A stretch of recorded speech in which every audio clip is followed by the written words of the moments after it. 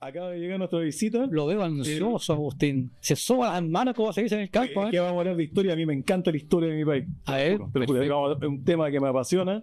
Y bueno, quiero presentar aquí, ya llegó nuestra visita, es escritor, ingeniero, activista ambiental, y yo agregaría una cosa especial, que también investigador.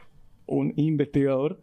Él ha escrito varios libros y hace pocas semanas presentó su último libro llamado 21 de diciembre de 1907, Enfrentamiento Armado, en la Escuela Domingo Santa María de Iquique. Don Alejandro Aguirre. ¿Cómo está, don Alejandro? Estimados caballeros, muy buenas tardes. Muy agradecido por la invitación a su distinguido programa. Para mí es un verdadero privilegio estar acá.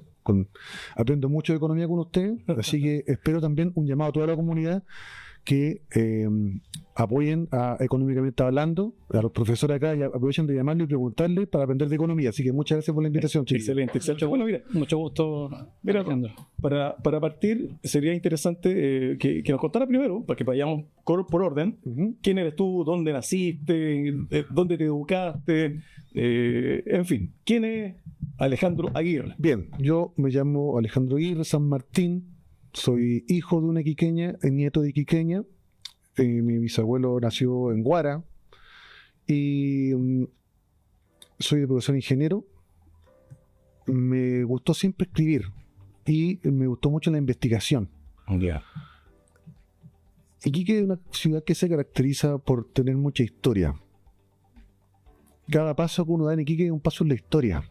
No solamente en la historia reciente, hablamos de la época salitrera, la época hispana, porque recordemos que Iquique fue 350 años español, solamente 60 años peruano y 145 chilenos. O sea, lo que más ha sido esta ciudad lo que menos tiene es peruano. Claro, claro. Entonces, hay muchos mitos que se han ido construyendo, muchos relatos que se han ido construyendo, historias inexistentes. Y me parece muy interesante poder investigarlas y compartirlas con la comunidad. Tenemos un país donde tenemos claramente graves problemas con la comprensión lectora. Sí, correcto. La gente no lee, la gente no se preocupa de aprender. Y creo que lo que hacen ustedes también, junto con lo que hago yo, de acercar la cultura a las personas, es algo muy positivo. Lamentablemente, esto lo he dicho siempre y lo voy a, como alguien que está a favor de la libertad, siempre lo voy a repetir. Lamentablemente, todo lo que es la cultura, la historia, las comunicaciones, las artes visuales, están dominadas por los enemigos de la libertad. Aquellos sectores intolerantes, aquellos sectores que promueven el odio, la lucha de clase, y le impiden a las personas poder acercarse a la verdadera historia. Yo ahí te quiero hacer una consulta, porque igual es curioso que un ingeniero evidente está más ligado a los números, se desvía y se va por la escritura, lo literal, la escritura, en fin, ser autor de libros, que es totalmente opuesto a lo otro, en mi opinión. ¿Qué te motivó a ti a irte por ese lado? La verdad. La verdad. Me motiva la búsqueda de la verdad. Y yo le preguntaba el otro día al amigo Sergio Tapia, que es psicólogo, si es que había algún tipo de denominación dentro de la psicología clínica para poder determinar cómo se llama ese tipo de búsqueda de la verdad dentro de la psicología, porque vivimos en una sociedad que está permanentemente vulnerada y nadie se preocupa de buscar la verdad. Y la verdad ha sido manipulada horriblemente y tenemos momentos en que vivimos absolutas mentiras. O sea, por ejemplo, yo nací en el año 74 y a mi generación se nos bombardeó con que el señor Salvador Allende ha sido el mejor presidente de Chile. Y si no me equivoco, la peor economía de nuestra historia nacional ha sido la de Salvador Allende, con un 505% de hiperinflación. Ustedes que son los expertos de economía. Así es. Entonces, eso no ha mentido mucho. Y luego me empecé a buscar el tema de historia, el tema que les contaba de mi libro de Prat, que nos enseñaron que, por ejemplo, que los bomberos habían velado a Arturo Prat. Y empecé a investigar y descubrí que eso era falso. Después, me acuerdo que, el tema de Santa María es un tema recurrente en Iquique. Y creo que esto ha sido un excelente acierto, porque cada vez que la gente me ataca en redes sociales por la investigación de la Escuela Domingo Santa María, nadie me puede refutar con argumentos válidos. Toda la gente que me insulta de izquierda solamente me insulta, pero nadie me da argumentos. Sí, porque eso es justamente lo que te quería preguntar. O sea, tú escribiste este libro, ¿sí? Pero hay una versión marxista. Hay una versión marxista que tiene que, en resumen, dice que fueron asesinados familias, niños, hombres, asesinados. Sí. Entonces, ese es el relato que se viene instaurando desde hace décadas. Correcto, más de 100 años. Entonces, a ti imagino que te llamó la atención, pero ¿eso qué evidencia tiene en tu investigación? ¿Tú viste que había evidencia de eso? No, lo comenté muchas veces. El 97% de los libros, textos, investigaciones escritas obedecen a escritores marxistas. Sí. Por tanto, hay un total dominio del tema. Era un yo vi, dijeron. Claro. Solamente hay dos escritores que han escrito libros contrarios al marxismo, que es el profesor Víctor Faría, un profesor de Derecho, que vive en Europa, un chileno, y yo sería el primer iquiqueño, ¿Ya? que escribe en más de 100 y tantos años un libro en que muestra otra verdad. La intención de mi libro era buscar la verdad, porque nos hablan de 3.600 muertes, de sangre corriendo por las calles, pero no se cuenta cómo se llegó a eso. Entonces, empecé yo a buscar, a viajar por todo Chile, a recopilar muchos libros, a tener que comprar libros, porque generalmente la izquierda histórica con la izquierda ideológica publican sus libros, pero no llegan a las personas. Entonces ellos tienen como una especie como de captura de la cultura. Entonces el ciudadano de a pie cree lo que ve en videos, cree lo que ve en el YouTube o lo que escucha en la radio. Y ahí la gente no lee. Entonces la han engañado. Entonces yo fui Biblioteca Nacional, empecé a investigar una serie de textos, estudios, libros, y me empecé a percatar de que esto no era nada así como decían ellos. Incluso hay una revista camanchaca, que es la revista quiqueña antigua, no sé si ustedes lo ubican, tú cuando son más jóvenes. En el año 90 hay una revista camanchaca, que era precisamente no era una revista liberal, ¿ya? Y la revista camanchaca indica dentro de su estudio que hubieron varios militares muertos producto de los impactos balísticos de los Pampinos.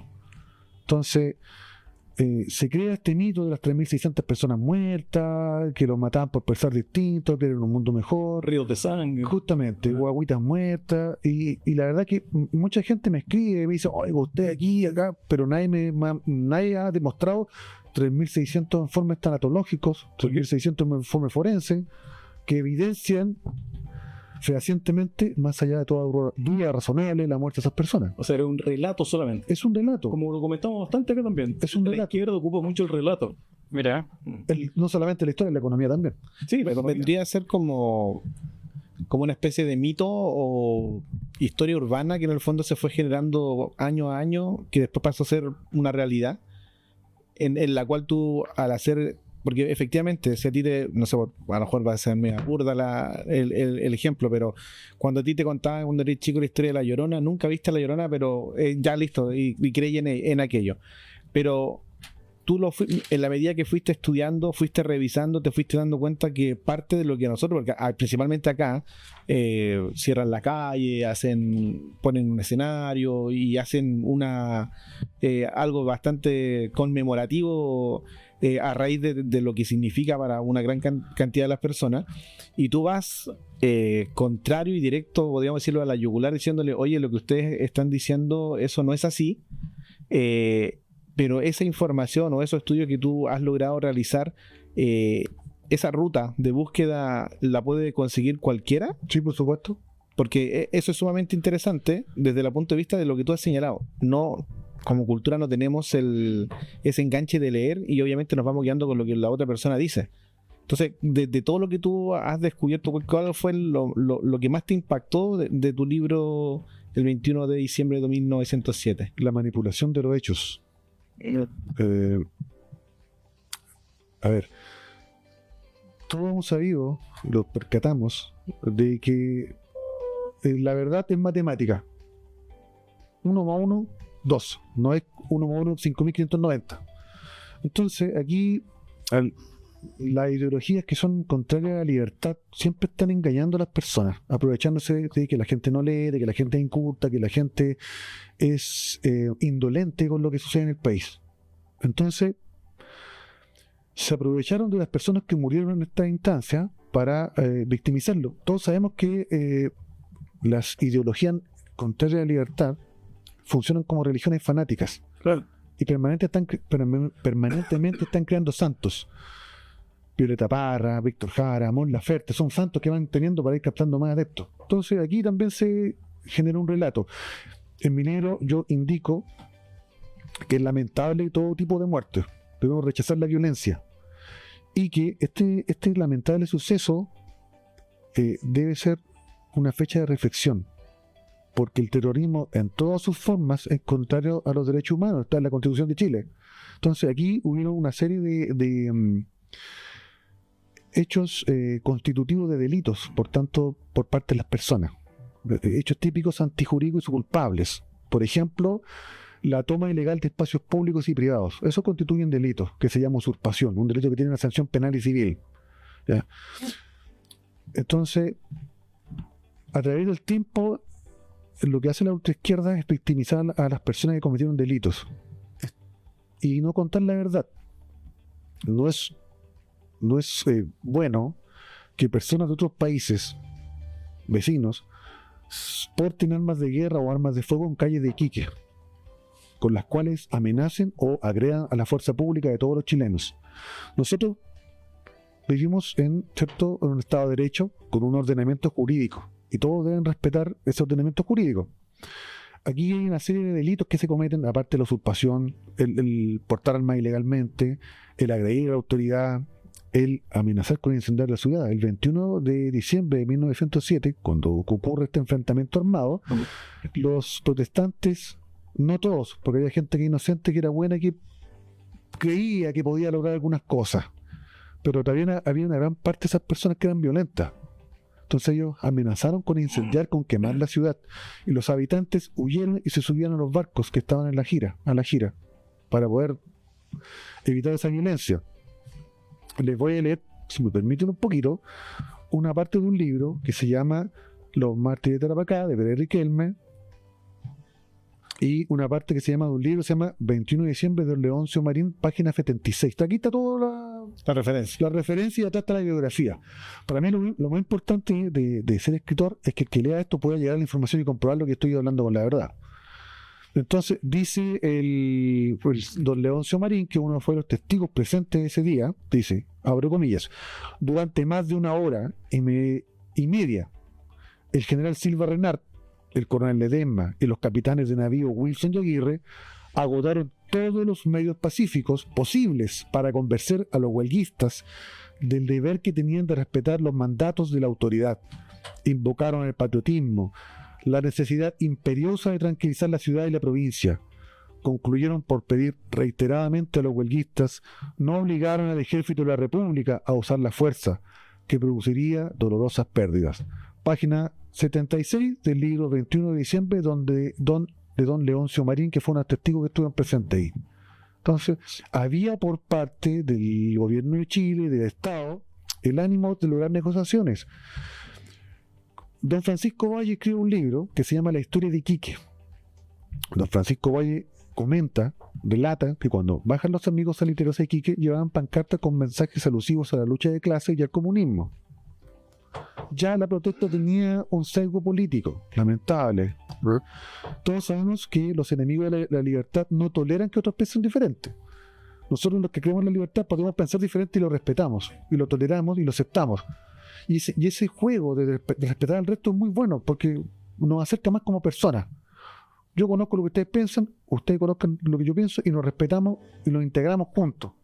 Pero ellos no toleran que nadie piense distinto a ellos.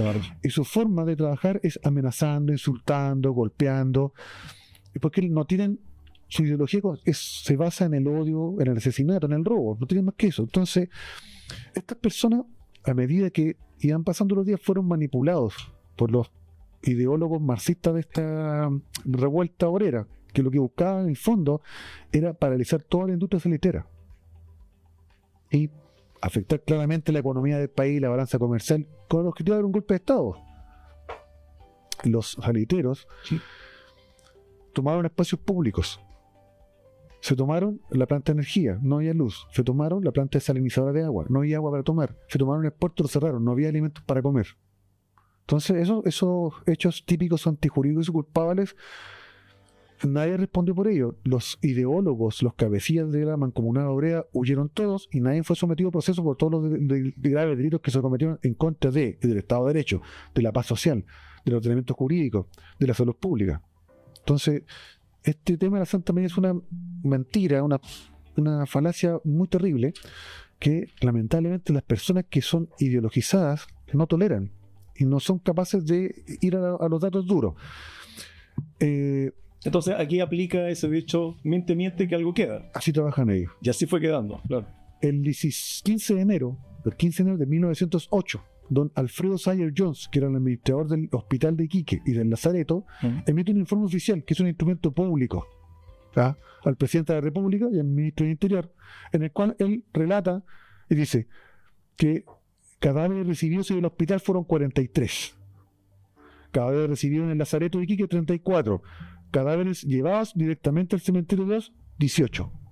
Eso es la cantidad de muertos que había en el cementerio, 18 muertos. Hay una tumba que dicen que había miles de personas. No.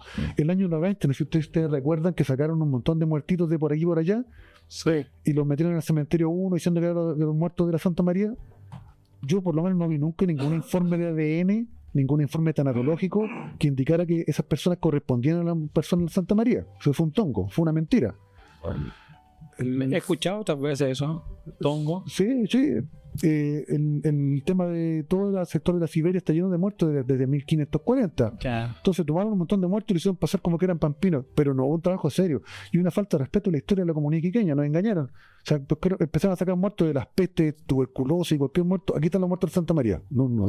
Esa historia la hace mal al país, la hace mal a la democracia y la hace mal a la libertad. Es más, don Alfredo Sayer Jones identifica a los muertos, y aquí en el libro yo pongo copias de las personas muertas con nombre y apellido y los cita.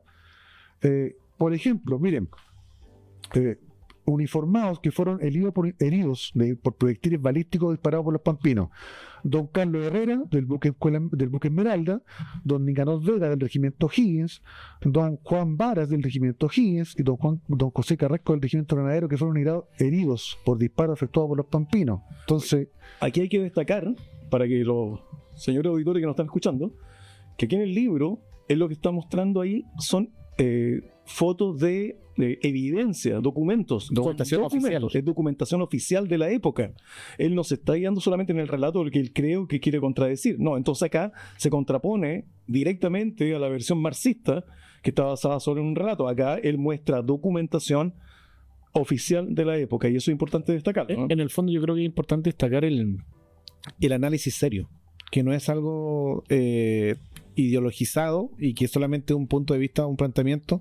Uno puede ver acá el libro y cada uno de los detalles que se está teniendo, y que creo que es sumamente válido el que aquellos que de repente puedan pensar que se está, porque yo tengo que ser honesto, lo que estás haciendo obviamente va contrario a una historia y a un pensamiento que lleva por décadas, que para muchos puede ser como que en el fondo va contrario, pero yo lo encuentro súper positivo desde el punto de vista que siempre hay dos historias, y tú dijiste algo que recién es sumamente clave. Nuestra generación le han enseñado, lo han cultivado, que solamente existe del 73 para adelante y nada para atrás, como que en el fondo nunca existió nada malo, y es sumamente positivo que exista un planteamiento, una postura diferente, y ya cada uno podrá sacar sus consecuencias. Pero cuando tú ves datos, y por eso te preguntaba si es que uno podía hacer como la ruta del seguimiento para el incrédulo, porque si de esa manera uno puede decir, ¿sabes qué, Alejandro? Yo no te creo. Entonces pesco el libro y te voy a demostrar que no puedo, pero resulta que empiezo a seguir y está todo ahí, pues entonces no tengo cómo refutarlo. está la cita, está la bibliografía, están las copias de los documentos y distintos documentos, no solamente instrumentos públicos, sino también privados. Hay un libro de guardia de una compañía de bomberos ese mismo día. ¿Y ¿saben qué es lo que dicen? Sin novedad. El bombero tiene puesto, hoy día murieron miles de personas, fue una matanza. Sí, el bombero se escucharon disparos en la Plaza Montt, sin novedad. Imagina. Perdón, No, adelante. Sí, mira. Lo que pasa es que me olvidé mencionar que también están los telegramas que enviaba el señor Ria Hanna, que era el encargado de negocios de Estados Unidos de América acá en Iquique, que lo que enviaba a H.P. Slowman, que era el embajador que estaba en Europa, y él va relatando todos los hechos de violencia. Y ahí no salía a escapar nada. A él no se le escapaba nada porque era la persona que tenía que transmitir la versión oficial del gobierno de Estados Unidos. De hecho, el gobierno de Estados Unidos era tanta la violencia que había acá, que se mandó a pedir la sexta flota que viniera acá a territorio chileno a terminar con la violencia, porque los negocios americanos y los ciudadanos americanos estaban siendo amenazados de muerte. Entonces, efectivamente, fue un enfrentamiento armado. Claro, si ustedes googlean la palabra masacre en la RAE se refiere a la muerte de personas indefensas, Claro. que no tienen la oportunidad de defenderse. ¿Ya? Y aquí las personas estaban armadas. El término matanza se refiere a la muerte en una guerra, en un conflicto bélico.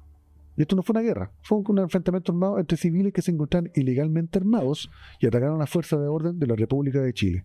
Sí. Es más, hay otras teorías que no pude comprobar, que son muchas cosas, como los pampinos manejaban dinamita, le tiraban dinamita a las fuerzas armadas, le tiraban, volaban los trenes con dinamita. De hecho, cuando bajan los pampinos destruyen 4 locomotoras afuera de Iquique y van destruyendo toda la línea de trenes con dinamita. Y ellos mismos, al momento del enfrentamiento, hay relatos, yo no los puse en el libro porque no los puedo comprobar. Si no es comprobable, no es medible, no es cuantificable, no existe. Hay que actuar matemáticamente acá. Entonces, algunos testimonios de personas que me contaron que dice que en ese momento muchos tiraban dinamita y explotaban. Entonces produjo mucha muerte de pampinos también. Además me encontré con una señora ya de mucha edad que me contó que cuando ella se casó, su suegro le comentó que donde está la carnicería Santa Marta por ahí, Ya. estaba su suegro que era joven, niño, con un primo. Y al primo le llegaron varios impactos balísticos que venían obviamente de la escuela Santa María. ¿Por qué? Porque en el techo de la Santa María habían francotiradores pampinos que disparaban hacia los militares. Entonces, hay muchas cosas que no hemos podido comprobar, que no hay cómo comprobarlas. Entonces, decidí no incluirlo en el libro, no caer en lo que hace el marxismo en el que dijeron. De hecho, el 67% del libro, de todos los libros, dicen, algunas personas cuentan que la sangre corría por la sangre. Sí, lo que te Los testigos dicen que miles de guaguitas murieron en la calle. dijeron. ¿Cómo se llamaba la guaguita? De que nació en la guerra. No hay ningún informe forense que acredite esas cosas. Entonces esta historia se relata así y cada vez alguien va escribiendo más cosas. Hay gente que me dice, me escriben por redes sociales, oiga, ¿usted no leyó la novela Santa María de las Flores Negras? Señora, señor, es una novela. No es una investigación, es una novela. Sí, porque hay hartos temas, disculpe, interrumpo, Alejandro, mira, Adelante, voy a ver si podemos un poco ir hilando algunas cosas. Bueno, nosotros estamos acá de lunes a viernes, 18:30, 19:30 horas. Yo sé que estaba mucha gente en la micro, en las casas, El ¿cierto? taco. En el taco, escuchando con mucho entusiasmo y mucha atención. Entonces voy a aprovechar la instancia para hacer unas preguntas un poco y tratar también de vincular a una conocida nuestra, ya que está ligada. La pregunta también es, ¿la escritura, en este caso, tiene alguna relación con las artes escénicas? ¿Tenemos alguna forma de ligar? ¿Por qué lo digo? Porque hoy día tenemos, mira, estamos en contra del tiempo, ¿cierto? El 30 de enero. No, tranquilo, estamos bien. No, yo me refiero que para las votaciones. Sí, el 30 de enero, ¿cierto? Los premios Caleuche 2025 serán realizados, ¿cierto? El Teatro Oriente y serán transmitidos a través de las redes sociales. ¿Por qué lo vinculo? Porque tenemos acá nosotros igual una actriz chilena que es Génesis, que es de altos pisos, y Barra, actriz que está siendo nominada por películas, por ejemplo, Matar a Pinochet del año 2020 y La vida de nosotros del 2023. Entonces pregunto yo, ¿podemos de alguna forma relacionar la escritura con las artes escénicas? Sí. El sector ideológico que avasalle culturalmente, económicamente, el otro es que domina. ¿Ya? Si usted se fija, por ejemplo, mira esta foto. Esta foto que está acá ¿Ya? es la foto oficial del informe de la Cámara de Diputados de Chile. Se llama Masacre de Santa María. ¿Usted ve alguna persona masacrada ahí? Fotografía tomada después del enfrentamiento armado, ¿cierto? Ya, no se ven, la verdad que en blanco y negro se aprecia mucho, pero... ¿Ve 3.600 muertos? Ah, no, por lógico no. Veo unas personas de pie por ahí, algunos animales de fondo. Y muéstrase la pata para que la pueda visualizar. Hay algunas personas. Está en todo caso en la Biblioteca del Congreso Nacional Masacre de Santa María, que es un informe que efectúa la Cámara de Diputados. Y la Cámara de Diputados es un informe donde no presenta ningún informe forense, ningún informe tanatológico, no presenta ninguna evidencia empírica. Esa cantidad tendría que estar tapado. Claro. Cubierto. Entonces, No se los... si un poder del Estado se presta para esa falacia, ¿qué podemos esperar? Entonces, lo que pretende la autoizquierda es crear relatos que vayan calando en la sensibilidad social. argumentos, como decía el señor Kismer, ahí hablando del 73. Entonces yo te quiero hacer una, basado en lo mismo. Para mí un relato, tanto así como el relato del 11 de septiembre del año 73, para mí fue una guerra civil. Lo es. Recordemos que eran 30.000 marxistas armados. ¿Ya? Yo te pregunto, ¿tú estás de acuerdo conmigo de que era una guerra civil el año Siempre 73? lo he sostenido. Siempre ha sido mi teoría. Una guerra civil asimétrica de baja intensidad. ¿Qué significa esto? Nosotros, cuando hablamos de guerras civiles, lo imaginamos un bando azul, un bando gris peleando frente a frente con cañones, con todas las armas de guerra, infantería, artillería. Pero a medida que viene la Guerra Fría, esas guerras civiles van cambiando de distintas formas. Entonces ya no hay ejércitos que se enfrenten, hay guerrillas que se enfrentan a ejércitos formales. Y lo más difícil para un ejército formal, un ejército de un país, es combatir a la guerrilla. Fíjate qué es lo que hace el comunismo, el marxismo en los años 70 y 80. Trabaja solamente con guerrillas. Centroamérica, Perú, Chile, tiene grupos criminales como el FMR, el MIR, que van atacando al Estado de Chile. ¿Cómo combates tú con esas personas? Eso. Adelante, por favor. ¿Cómo combates tú con terroristas? Se arma una guerra sucia y dentro de la definición de guerra civil es el enfrentamiento de dos bandos que poseen armas de guerra y poder letal de fuego. La izquierda lo tenía. De hecho, solamente el 20% de las miles de toneladas de Carrizal Bajo fueron encontradas. Imagínate, en Carrizal Bajo fueron encontradas 1.600.000 proyectiles de M16 de calibre 5.56. 6.000 fusiles de M16. O sea, con eso tú armas una división de un ejército. Cientos de lanzacohetes y misiles antitanque. Entonces había para armar un ejército tremendo ahí. Entonces, claramente fue una guerra civil. Eso es indiscutible. Alejandro, ¿este fue tu primer libro y este es el segundo? Pratt fue el primer libro. Este fue el primero. Sí. Y el segundo La ruta de Pratt, esa es mi libro favorito. Yo soy un admirador de Pratt. Soy un admirador de Pratt porque Pratt era una persona muy íntegra. Y estos últimos años, también el marxismo, la ultraizquierda, se ha empecinado en hacer que Pratt era un marxista. Sí, hay un mito también. El año pasado salió un periódico local que hizo un símil entre Allende y Pratt. Me pareció ofensivo. Pratt, primero, era un caballero. Allende era una persona que engañaba a su esposa, que era un violento, que portaba armas de guerra. Pratt era un caballero respetuoso del ordenamiento jurídico. Pratt, cuando va a jurar como abogado, toma su sable y lo deja porque sabía que no podía entrar a la Corte Suprema con el sable. O sea, son dos personas diametralmente opuestas. Así que comparar a Pratt a Allende con Pratt es una ofensa a nuestro héroe Pratt. Para nada. Pratt escribe mucho. Pratt, el humanista, Pratt, el revolucionario. Pratt no era un revolucionario, no era un humanista, no era un socialista. Pratt era un uniformado naval, era un militar, era una persona estructurada. Un militar. No era civil, era un militar.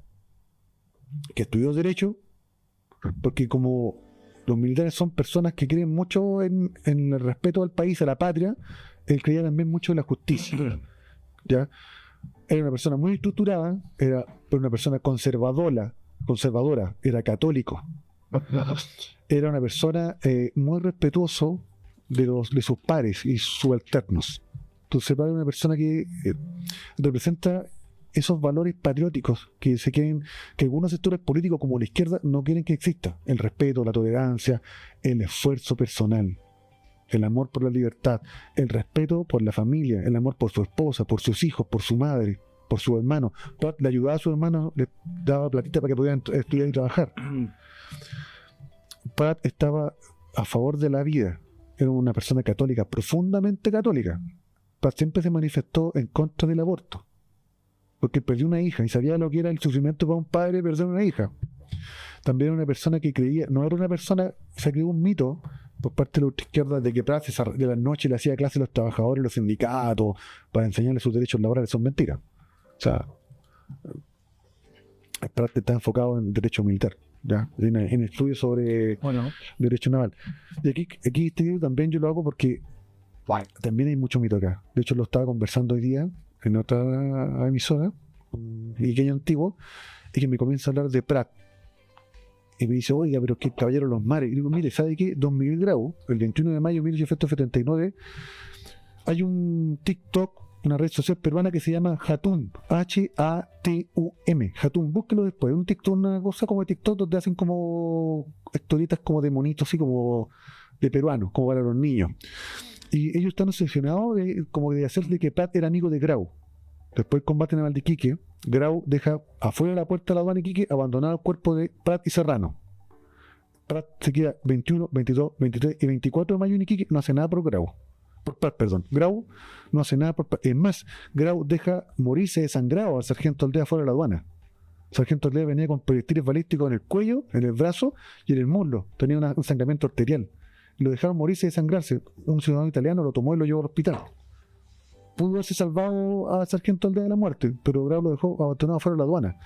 Deja los cuerpos de Prat y Serrano afuera de la aduana y la población peruana ataca el cuerpo de Prat, el cadáver, lo golpean, le roban la charretera. Está el nombre en el libro del ciudadano arequipeño que escupe a Prat y le roba la charretera. Y dice, tal por cual no merece respeto, le dice. Ese nivel de violencia había. Y luego empieza el mito falso que los bomberos velan a Prat, sepultan a Prat, lo cual no es efectivo. Los verdaderos héroes son anónimos. Quien sepulta a Prat es don Edmundo Wallis, que es un ciudadano británico, un gibraltés. Él lo sepulta y mientras estaba sepultando Prat, porque no tenía pala, lo hace con las manos. Y llegan los peruanos y le preguntan de qué está enterrando. Y él inocentemente que estoy enterrando a los oficiales navales chilenos. Y los peruanos casi lo mataron a golpes por estar enterrando a Prat. Ese es uno de los verdaderos héroes, junto con don Benigno Posada. En algún momento de la historia, a algún bombero se le ocurrió inventar que los bomberos enterraron a Prat. No hay cómo comprobarlo tampoco. En el libro yo hago todo un análisis. No solamente está la bibliografía oficial, hay documentos. Está el parte de bomberos del 21 de mayo de 1679. ¿Y sabes lo que dice? Sin novedad. Si hubieran velado a Prat en el cuerpo bombero, diría, hoy día velamos a Arturo Prat en este cuartel de los bomberos, es una cosa significativa. No lo es. Alejandro, dame un poquito una idea. Corrígeme si estoy equivocado. Cuando hablamos, bueno, de este caso de escritura, normalmente en tu trabajo, ustedes se dedican a contar la historia de personas que ya no están normalmente. Si hablamos de un 100%, 90% de la historia, se habla de algún presente. ¿Por qué te pregunto? Porque yo aquí revisando un poco, ¿cierto? Lo que en este caso, el tipo de escritores podemos definir, ¿cierto? Como un historiador de novelas y cuentos y textos, ¿ya? De ficción y no ficción. Yo sé, a veces hablamos nosotros de elegir algunas especies de personas que vayan liderando el país, ¿Sí? ¿cierto? Yo creo que hay carencia. Siempre nos dedicamos mucho a destacar lo malo, a mirar, ¿cierto?, hacia abajo. Pero desde tu área tenemos la posibilidad hoy día, en el centro, de ir tomando personas que vayan levantando el país. ¿Existe alguna posibilidad? Por supuesto que la hay. Hay que motivar a las personas y buscarles sus competencias para poder hacer eso. Tenemos una gran cantidad de personas con muchas competencias y con mucho amor a la libertad. Y tenemos que motivarlas para que hagan poder salir esas facilidades artísticas que tienen. Yo creo que es importantísimo porque nos pasamos, como digo, nosotros hemos discutido constantemente nuestras reuniones, ya sea por WhatsApp, qué sé yo, o ahí mismo al aire, de que a veces carecemos de eso. Si alguien que nos tome, oye, dijo, vamos para adelante, saquemos las cualidades, sobre todo la política regional, que hemos hablado con el Pato, ¿no? Sí. Que necesitamos a urgentes líderes. Nos faltan líderes, pero que hay un análisis social que hay que hacer también. Lamentablemente la gente derecha es muy indolente. Es muy indolente, muy envidiosa, es muy apática con el resto. Entonces, por el contrario, la izquierda se apoyan todos. Vino por Laferte, todos apoyamos Laferte. Vienen los búnkeres, todos apoyan los búnkeres. Viene esto, todos apoyan. Vino la muñeca esa marxista que está acá en la Plaza Paz. Yo fui a verla. Banderas de Palestina, banderas de Cuba, banderas con un martillo y una hoz. O sea, me quedó claro que no era una actividad artística normal, era un tema de propaganda política. Eso está súper claro, innegable. Está en las fotos en las medios de prensa, ¿sabes? Las banderas ahí de Cuba. Se supone que una niña siria, refugiada. No sé qué tiene que ver la bandera de Cuba ahí. ¿Ah? Entonces, ellos se apoyan, la gente izquierda no apoya. Mira, aquí tenemos un tremendo programa de economía, le enseñan a la gente debe estar apoyando esto. Sí, y sabes que nos hemos contado, Alejandro. Bueno, nosotros yo ando mucho en micro, en colectivo últimamente, por razones evidentes del traslado. Yo trabajo en transporte y efectivamente hemos recibido muy buenas críticas y eso nos pone contentos. Es por eso que, Patricio, no, tranquilo, tomamos justamente estos programas para ir haciendo conexiones. Agustín lo invitó a usted hoy día, ¿verdad? Hace mucho tiempo que quería que usted estuviera presente y ahora entiendo y me hace sentido que todo esto va de alguna forma siendo una conjugación. Así que igual que siga viniendo, que no se aleje del grupo, por supuesto, y que vayamos formando un equipo de trabajo en la región que efectivamente esta región la necesita. Alejandro, si alguien quiere acceder a tus libros, ¿dónde lo puede hacer? ¿Se contacta contigo? ¿Está en alguna librería? Este libro de los enfrentamientos armados de Santa María está en Amazon ya. Pero se encuentra en plataforma Amazon. El libro La Ruta de Prat, su lanzamiento es en mayo. Así que en mayo va a estar en la plataforma Amazon.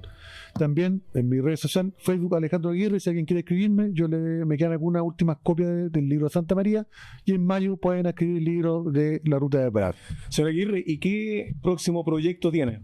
La verdad, hay muchas cosas, pero es difícil ser escritor Investigativo, porque aparte lo tuyo es investigativo. Sí. Haciendo la diferenciación que hizo recién Fabián, crear una novela, bueno, puede ser imaginación, igual que sea más fácil, Sí. pero que sea investigativo te significa leer, te significa buscar información. Tú mismo recién decías que estuviste viendo en distintos lados del país buscando también antecedentes, entonces es mucho más complejo No, y además, que lo normal. además le coloca su tinte ingenieril, porque con evidencia, pruebas, no lo coloca. Yo creo, bueno, yo al igual que usted soy un hombre de números. Creo que todo es matemático. El universo es matemático, la verdad es matemática, el derecho es matemático. Y en algún momento de mi vida tuve la oportunidad de estudiar derecho. Y esas cosas que de derecho la aprendí tan bien que hasta el día de hoy las mantengo. Me encanta el derecho. Algún día espero tener la oportunidad de poder terminar mi estudio de derecho y ser como Prat, un abogado que sirva a la justicia y sirva al país. Estáis joven todavía, tenéis tiempo de más. Así que Y eso me motivó a buscar estos libros. Miren, ¿Y la economía cómo lo hacemos ahí, Alejandro, para ir cubriendo los gastos de impresión? es un...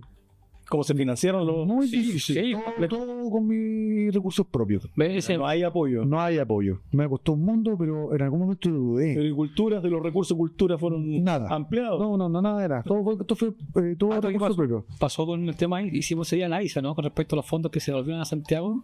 Había algo relacionado con la cultura y con el arte, ¿no?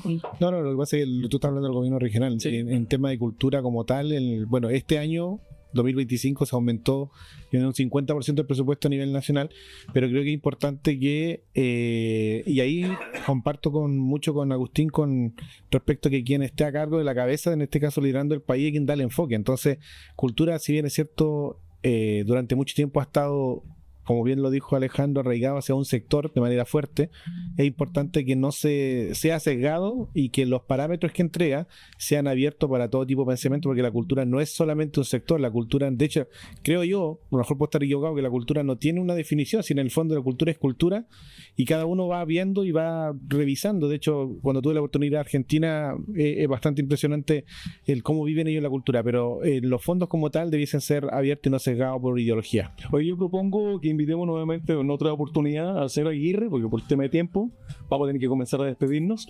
pero quedamos cortos, entretenido, Sí. así que Pasa rápido el tiempo cuando la conversación es interesante. sí, eso, exactamente. Entonces, Nos que queda, comencemos a despedirnos, no sé si puede decirle algo Bueno, a la gente. agradecerles la oportunidad de poder estar en su programa. Para mí un verdadero privilegio. También lo sigo en redes sociales y siempre lo recomiendo a las personas. Agradecer a las personas que ven su programa. Es importante aprender. El aprendizaje y la cultura y la educación son las principales armas que tenemos para ser libres. Una persona educada, una persona culta, siempre va a ser libre. Cuando somos ignorantes, somos presa fácil de aquellas ideologías que pretenden esclavizarnos y dominarnos a través del Estado. Así que muchas gracias por la invitación, muchachos. Muy agradecido. A través de relatos.